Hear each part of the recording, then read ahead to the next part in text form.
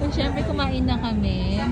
Pero gusto namin itong i-try for the very first time. Ito yung cheesy samyang or samyang omelette. Wait lang, samyang omelette. Ang laman ay buldak. Yan na merong buldak egg, which is yan, itong omelette.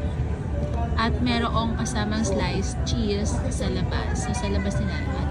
Yung sa loob, pasta siya. Cheese yan, daddy. Woo! Sa loob, carbonara, pasta, something like that. Yung color pink na buldak ay meron. Yan. So, try lang muna namin itong buldak for the very first time. So, sige ka, daddy. Ikaw unang susubo.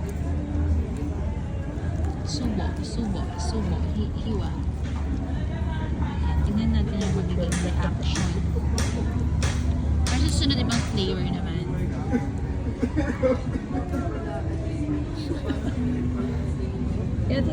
Makikita daw sa reaction kapag masarap. Mainit. Okay, mainit sa reaction. Maanghang! Uy, mainit! Oh my God! Okay, water. Yan. Mainit na maanghang. 10, 9, 8. Mainit.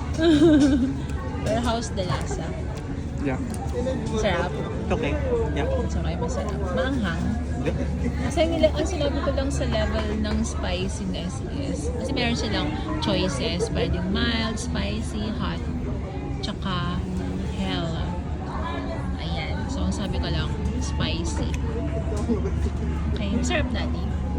So, yan. Try ko na rin, guys. Ano mo spicy? Yan. What cheese? Bye.